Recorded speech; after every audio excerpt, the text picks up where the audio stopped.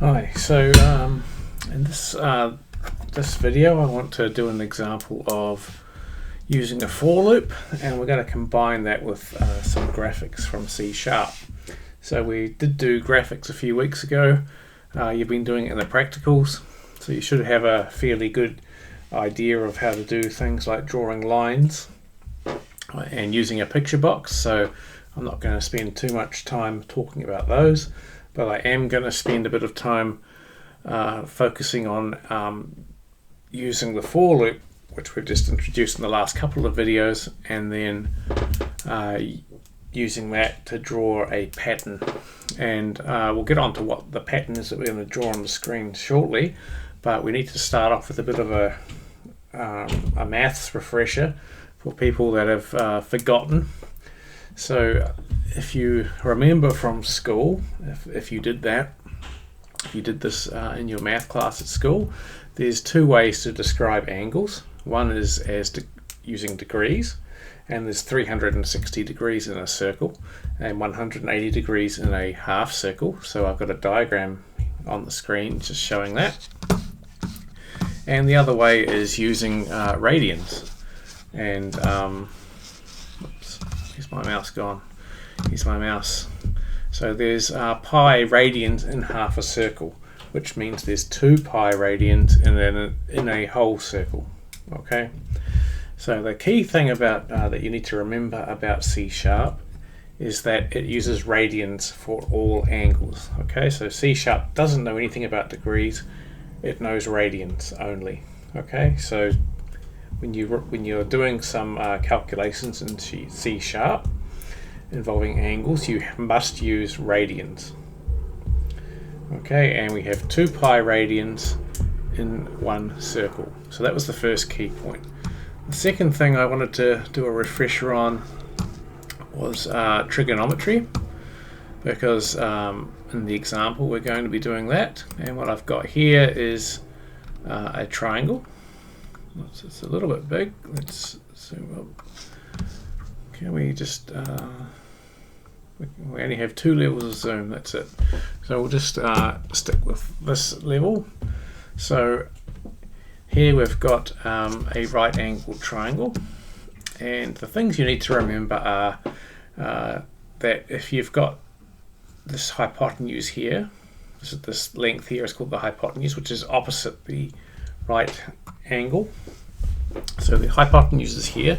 If we know what this hypotenuse is, and we know what this angle is, so I'm using A for the angle and R for the length of the hypotenuse, then using trigonometry we can calculate the length of this side and the length of this side.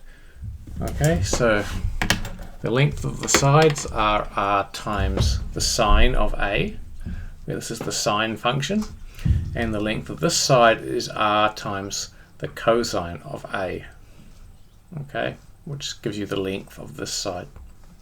What that means is that if we wanted to calculate where this point is, so we could draw a line to it, let's pretend we're drawing a line from here to here, then we first of all calculate this length, and then we calculate this length, and then we add them to this point here to get the new point. Okay, so I've called this point XC and YC for center. Okay, so this is the point XC, YC, and this in pink is the coordinates for this point here, and we can see that this value here, R sine A, is the distance from this point to this point along the x-axis, so we add it to this point here, XC plus R sine A, and this R cos A is the distance from here to here, so if we add that to YC, we'll get this point up here. Okay, we'll get this here, so we add it. So to get yeah, and the long and the short of it is we add these two values to XC and YC to get the coordinates of the new value. And the beautiful thing about this is that this calculation will work no matter what the angle is. So as we increase the angle and go around the circle, you'll always get the correct points for this if you do this calculation here. Okay, so again, this is something that you should have covered in school. If you haven't, you might need to go back and just do a bit of revision on that, and come up to speed with it. But that's about the maximum level of math you need to understand the next example. Okay, so what will the example be? So basically, all we're going to do is try and draw a pattern that looks like this. So I'm calling these a spoke. So these are like spokes, and the distance between the angle between each spoke is A. Okay, so in this case there's 3 spokes, so the whole thing is a circle, so 3 times A should add up to 2 pi. Here's some more examples. This example has 4 spokes, so A is slightly smaller this time. In fact, it's 90 degrees, which is pi over 2 radians, and therefore if you add up all of these, if you add up A 4 times, so 4 times A, you should get 2 pi. Here's a 5-spoked pattern, so we have, in this case, A is smaller again, and we have 5 times A is 2 pi, so yeah, all the spokes are equally spaced. So in general, what we want is a program where the user can input any number of spokes. So they input anything here, it could be 5, 6, 7, 8, 9, 10, 11, 12, 13, 14, 20, 100, whatever. And then this pattern is drawn. And the way we're going to draw the pattern is to first of all do some basic initial calculations, work out what A is going to be. So this is the angle A. And then we're going to have a for loop to draw each spoke. So in the body of the loop, we're going to draw a line. Okay, and we're going to do that the correct number of times all the way around the circle until we finish. That's the plan. Let's see if it works. Okay, so here's Visual Studio, and I've set up an empty project, and as you can see, it doesn't do, there's nothing there at the moment except for some control. So I've put a picture box here. I've called that picture box spokes. I've put a number slider here, a track bar, and if you haven't, if you're not familiar with the track bar control, go back to the other videos I've posted already and have a look at them. And the main things here are that the track bar control has its minimum and maximum values changed. So minimum is now set to 1, maximum is set to 20. And I have set the tick frequency to 5. Okay, I've got a label here just to tell me what the track bar is meant to be doing, and then I've got a draw button. So the draw button is going to be where the drawing takes place. So let's just run that program. If I click draw, you can see nothing happens. Oh, I've also changed the background of the form. You can see it's not the usual dull grey colour, it's now a sort of pinky colour. It's easy to change the colour of the form, just make sure that the form is selected. So here's form 1, so I've just clicked on the background of the form itself, and if you look for the back colour property, you can then click on custom and you can select any colour. So I could select any colour I wanted to. Let's just make it blue or whatever. Let's make it green. That'll do. Okay, garish green colour there. Okay, so yeah, I can slide the track bar along back and forth and click draw, but nothing happens so far. Okay, so let's double click draw and get into writing the program to do this. Okay, so the first thing I'm going to do is set up a constant. Now we recall that it's going to be the constant for the total number of radians in a circle. Now recall that there are 2 pi radians in a circle. So in C#, if we go math.pi, this will give us the value of pi. So let's just demonstrate that. I'll go message box or message box dot show. Okay, and of course that's not a string, so I'm just going to convert it to a string by going empty string plus math.py. That's going to coerce this into a string. So I'm just going to show that if I type math.py, that's going to give me the value of pi. So I'll press start and click draw, and we can see that yeah, there's the value of pi to quite a few decimal places. So C# knows about pi, but I'm interested in 2 times pi, which is the total number of radians in a circle. So I'm going to set up a constant, so const double, and I'm just going to call it 2 pi, and it's going to equal 2 times math.py. Okay, so whatever 2 times pi is, I don't care. It's going to be, I don't care exactly what it is. It's going to be stored in this constant 2 pi. Okay, that's the constant. Now let's set up a couple of variables for. Oh, let's do another constant. So another constant is going to be the radius, the length of the spokes. Okay, so remember from the diagram here, we need to have r, which is, I'm calling it a radius, but it's the length of the hypotenuse, so we need to have that, and that's going to be the same for every single spoke in our wheel. Okay, so that's going to be another constant. So I'm just going to set up a, I don't want to delete that, let's go back to that. So I'm going to set that up. So I'm going to define a constant for the radius of the wheel. There's going to be lots of spokes drawn, so I'll call it a wheel. I'm not going to use setup, I'm just going to say define a constant for the total number of radians in the circle.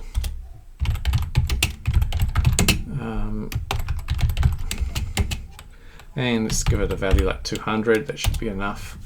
Okay, so I've got a couple of constants set up, and you can see that I'm describing each of the constants with a comment. This is exceedingly useful for you to be doing in your program, so that when you come back and look at your program a day later or a week later or a month later, you can much more quickly understand what the code is meant to be doing.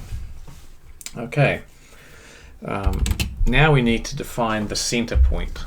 Okay, and again, if we zip back to the example here, well, not the example, this one here, we need to define where the center is. So the point X, C, Y, C.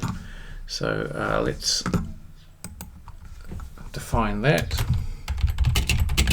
So I'm going to call it the center of the wheel, and we'll just use integers. So int xc equals, and I'm going to set the center of the wheel to the center of the picture box. Okay, so picture box spokes.width will give us the complete width of the picture box, and then if we divide by 2, we'll get a point halfway along. And we'll do the same thing for YC.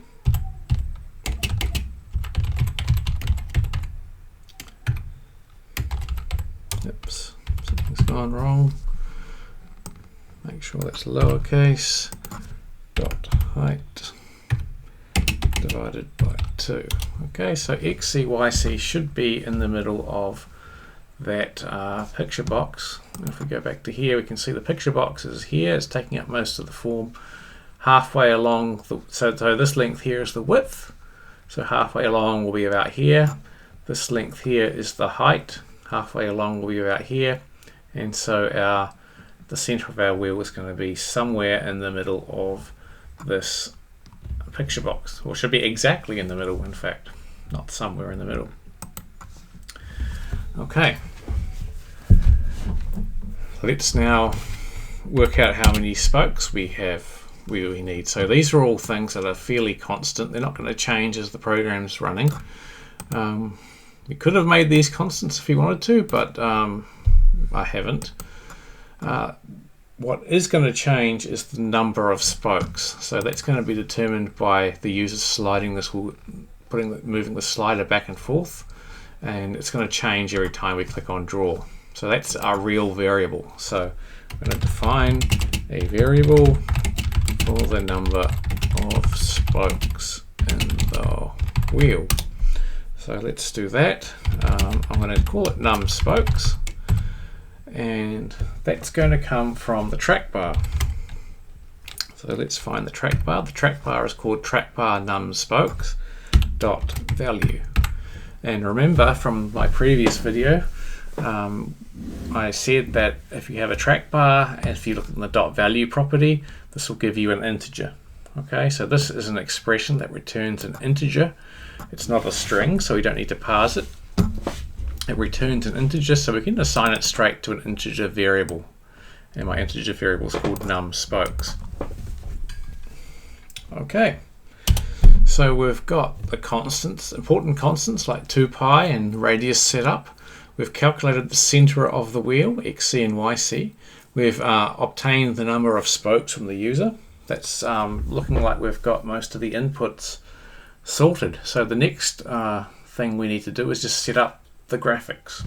Okay, we can't do any drawing without the graphics. So let's do that. So I'll just say set up virtual paper for drawing graphics.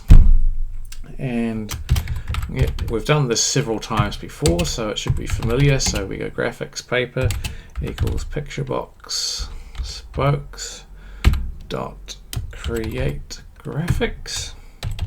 There we go. So these are the virtual paper is created. We need to do a pen for drawing. So I'm going to call it my pen equals new. Now pen is an object, and we're going to make a new pen. So we're creating a new pen. So I need to say new pen, and then I need to give it a color. And if I go color dot, then I get a large menu containing all the possible colors I could use. So I'm just going to pick one at random. Well, let's just do medium spring. Medium purple sounds good. And then we can also specify a width. So let's say make the spokes quite thick, so they're width 8. The last thing in terms of setting up the graphics I'm going to do is just clear the virtual paper. And this is because if we draw something on the screen once, so let's go back to the design, I'm going to be drawing every time I click this draw button. So if I click draw and something is drawn, it's going to be there the second time I click draw. So the second pattern is going to be drawn on top of it.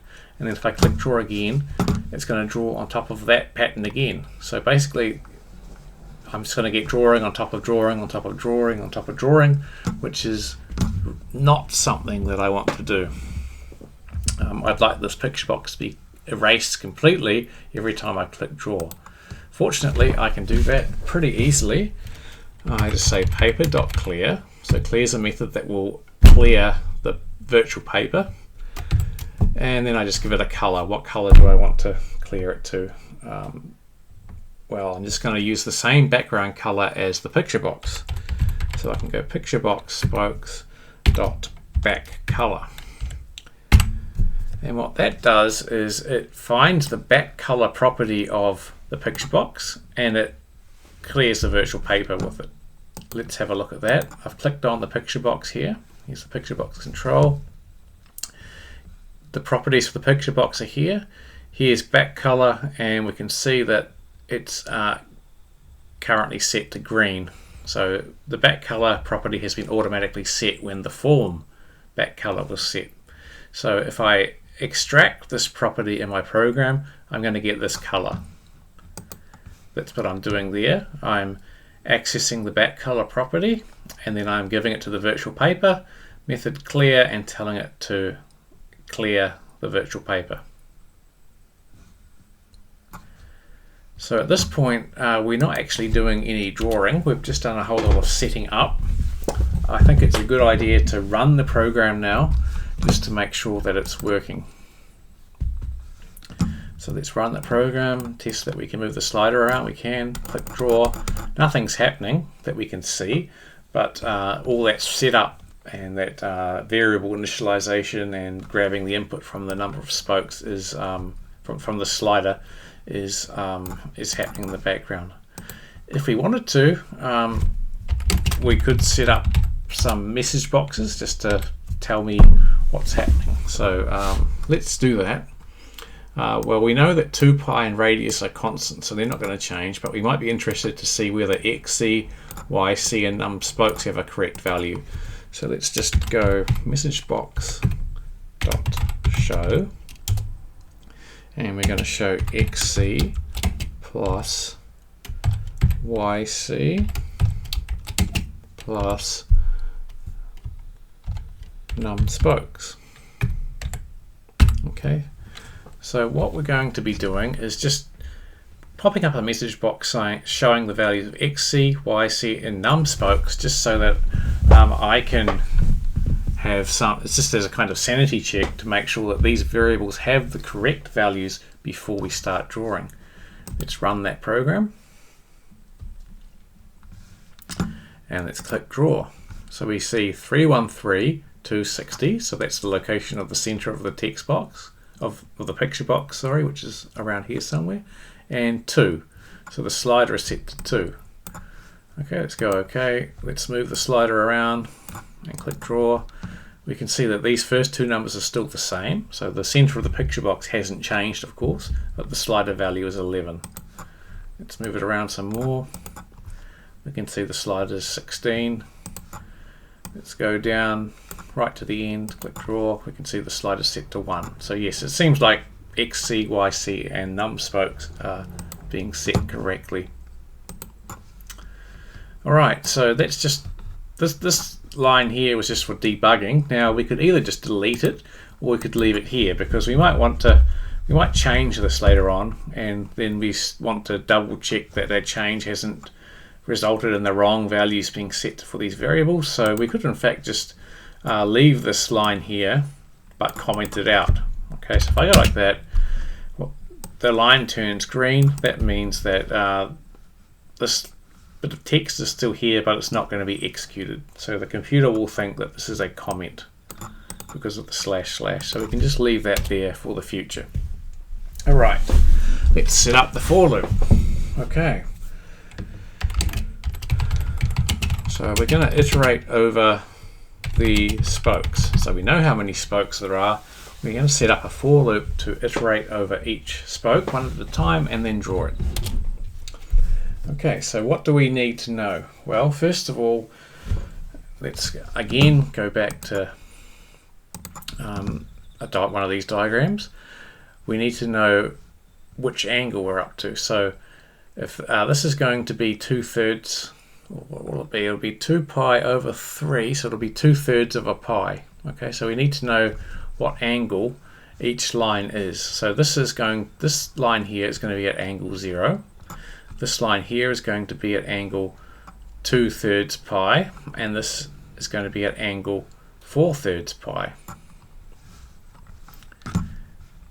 If we go to this example, well, let's just go to the 4 spokes example.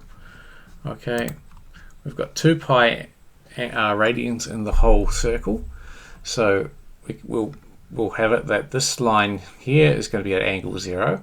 This line here is going to be at angle pi over 2. This line here is going to be at angle pi, and this line here is going to be at angle 3 pi over 2, I think.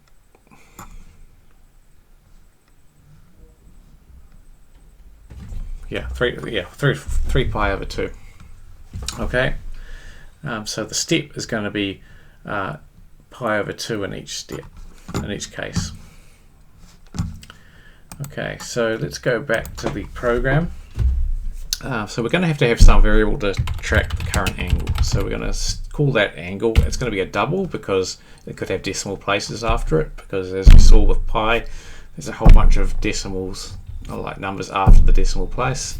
So we're going to have an angle there, which is going to be the current angle of the angle of the current line. And next we need to have the step size. Now this is going to depend on the number of spokes. So for this example, the step size is going to be very large because we're only drawing 3 lines. But for this example here, the step size is going to be small because we're drawing five lines, and they all need to fit into 2 pi radians. So we need to have another variable called the angle step, and that's going to basically be 2 pi, okay, the whole circle divided by the number of spokes. That's the idea. Okay, so if the number of spokes is very small, like 2 or 3, then 2 pi over number of spokes will be large, angle step will be large. If number of spokes is very high, like 10 or 20, then this is going to be very small, and angle step will be very small. Okay, so the more spokes we have, the smaller the angle step will become. Okay, so now let's do our for loop. So for, we need to start. Now remember, there's 3 parts when we're setting up a for loop. We have the first part is the statement that begins the loop. So this happens first. So when we start the loop, we're going to start at angle 0. So we set angle initially to a value of 0. It's going to be the start of the loop. When are we going to end? Well, we only want to go around the circle once. We don't want to go around the circle 100 times or twice. So we're going to stop. We're going to keep on iterating while angle is less than 2 pi. Okay. So once angle gets greater than 2 pi, we can basically stop because we've drawn everything. If we keep drawing, we're going to be going around the circle multiple times, and that's going to be probably a bad idea because we're just going to be drawing over top of things we've already drawn, and we really don't want to be doing that. And the last step is to increase the angle. Okay, and the amount that we increase the angle by is going to be this angle step here. So remember that this plus equals is shorthand for this statement here. So I could have done angle equals angle plus step, but I can just as easily do angle plus equals step. It means the same thing. Okay, so that's the header for the for loop set up. Great. Now we come to actually the body of the loop. So what are we going to do inside the body of the loop? Let's scroll down a bit so we can see it. Well, first of all, if we go back to this drawing here, we're going to have to calculate this point here. Okay, so we already know this point, we already know this length, we need to calculate this point here. Okay, the angle is what is going to be changing on every iteration of the loop. So it starts off with a being 0, then it will be a equals angle step, then it will be a equals 2 times angle step, then 3 times angle step, and so on until it's gone around the whole circle. So we know R, we know A, we know XC and YC. We need to calculate this bit here. So I put in a comment, calculate XP, YP. Now these are going to be new variables, so I'll just declare them up at the top where all the other variables are declared. I can put them in anywhere. Define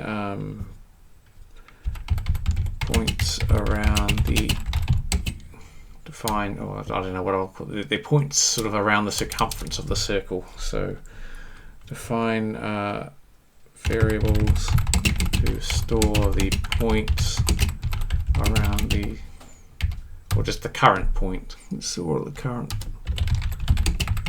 point around the circumference of the circle. So int xp, yp, and they don't have values at the start. We're just declaring them as variables.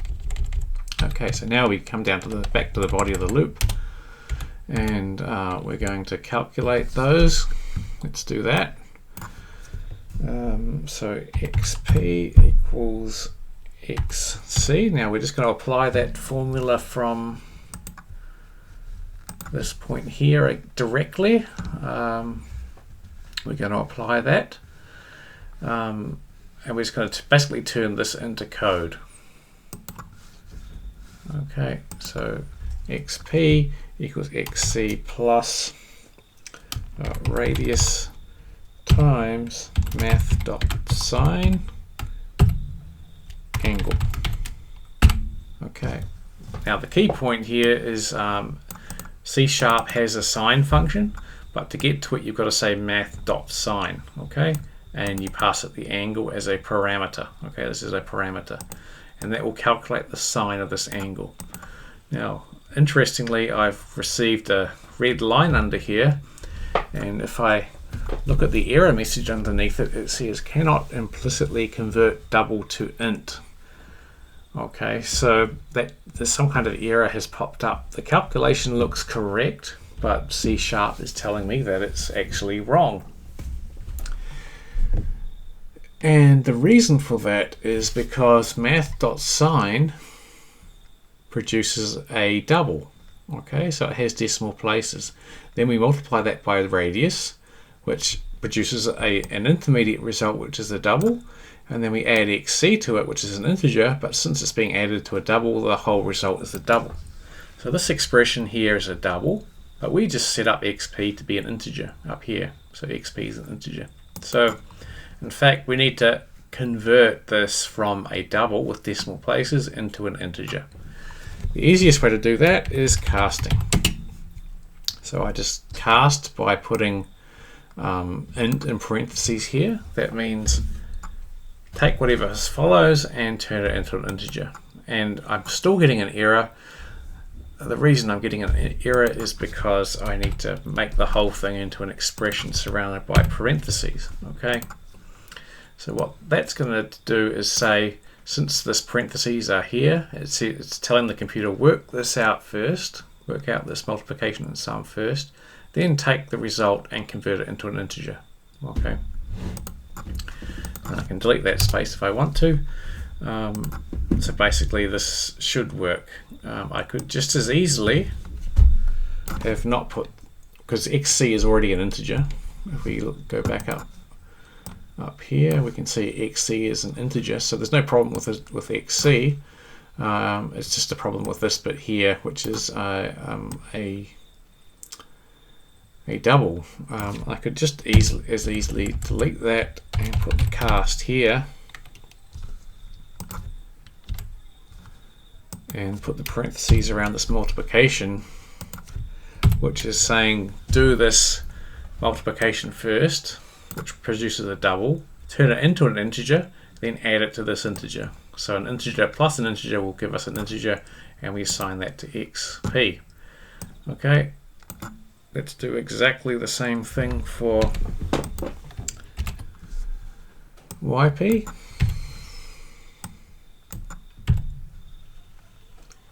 But instead of sine, we're using the cosine function. And we just need to change from math.sine to math.cosine. Okay, so that should be correctly calculating the new points xp and xc. The last thing we need to do is actually draw the line. And we've already set up the pen to draw it with. We've already set up the two endpoints. So the endpoint, one endpoint is xcyc, and the other endpoint is xpyp. So let's do this line drawing.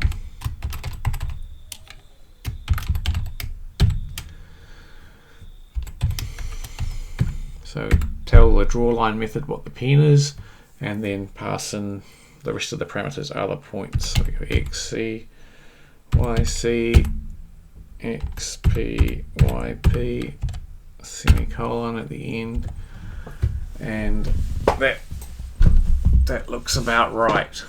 Okay, so we've got a for loop that's going over every spoke. Every spoke is a line, and we're drawing it. Let's run the program. This seems to be set to 2 by default. That's fine. Well, we get one. I guess the center's here. One line is here. One line is there.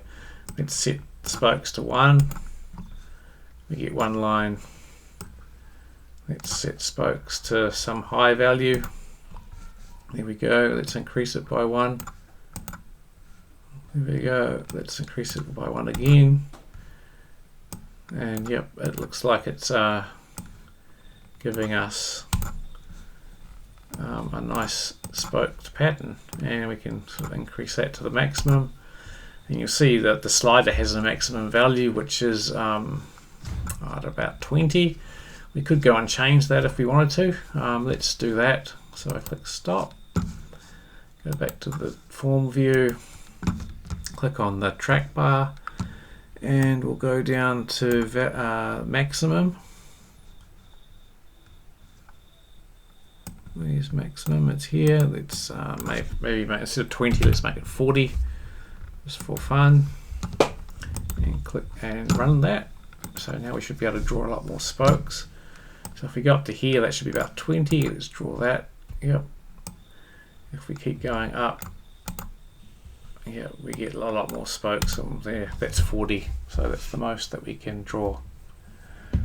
Okay, so there we've combined a for loop with some graphics, and we've produced a program that draws a little spoked wheel pattern. Okay, so if you've got any questions, pop them into the comments on, or the discussion forum in Moodle. It'll be useful to, yeah, I'm happy to try and answer any questions you have, and I'll pop this project up on to the Moodle page as well, so you can download and have a go with it yourself. Okay, see you later.